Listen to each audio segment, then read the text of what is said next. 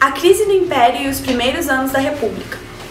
A monarquia brasileira contava principalmente com o apoio dos cafeicultores do Vale da Paraíba, o apoio da Igreja Católica e ainda o Exército. As transformações econômicas e sociais que marcaram a segunda metade do século XIX promoveram o fortalecimento de novos grupos sociais, como a população urbana, a classe média e ainda os cafeicultores do Oeste Paulista. Esses grupos acabaram por formar o Partido Republicano Paulista e defender a formação de uma república federalista. Três grandes questões contribuíram decisivamente para a queda do Império. Foram elas: a questão religiosa. Após a decisão do Papa Pio IX de excluir os maçons da Igreja Católica, Dom Pedro decidiu impedir a determinação papal criando dois instrumentos: o padroado, que dava ao imperador o poder de nomear papas e bispos, e o beneplácito, que permitia o veto das decisões do Papa no Brasil. A questão servil.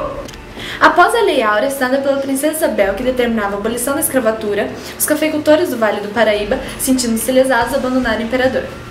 A questão militar. Durante todo o Império, o Exército exerceu funções importantes, porém estavam longe de representar uma força influente.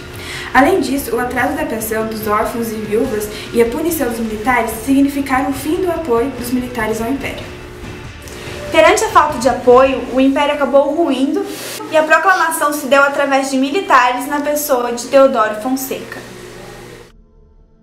Eu sou Deodoro da Fonseca. Proclamei a República e dei início à chamada República da Espada. Como um bom general, eu governei o país como quem comanda um quartel, mas com isso eu criei muitas inimizades e enfrentei duas grandes crises: a do encilhamento.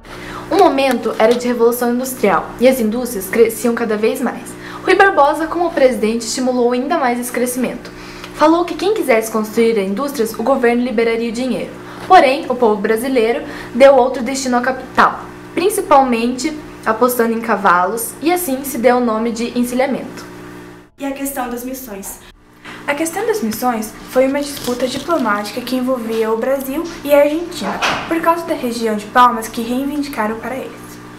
Além disso, a revolta armada acabou culminando na minha renúncia. Após a renúncia de Deodoro da Fonseca, eu, Floriano Peixoto, como vice, assumi o governo perante a revolta federalista, apoiei os pica-paus, o que levou os maragatos a se unirem aos meus principais opositores.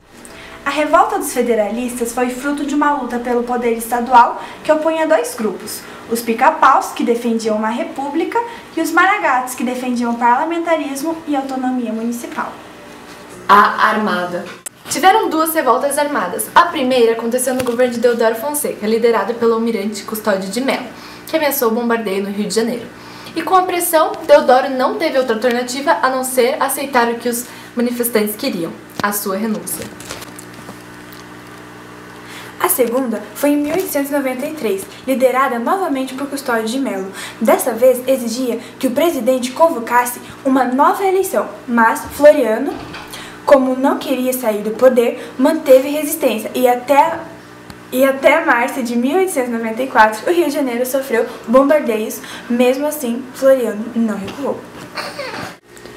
Bom, Floriano terminou seu mandato em meio de muitas turbulências. A revolta armada foi sufocada, mas a federalista foi resolvida só durante o mandato de Prudente de Moraes, em 1894.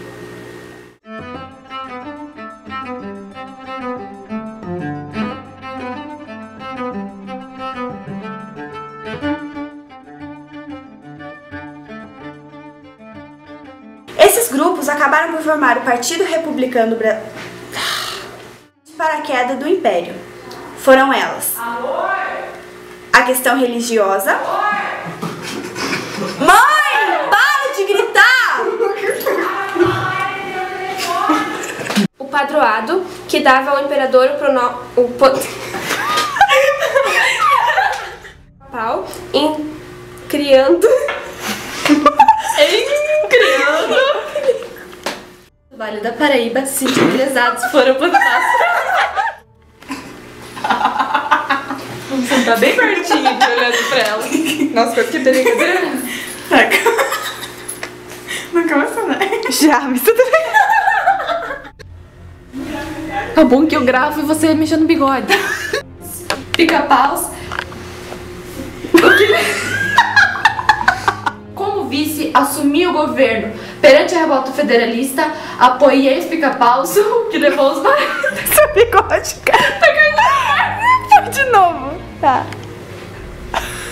Droga, essa ia dar certo. Quer que eu pegue cola bastão? Não, vou deixar. Você consegue colar ele de novo?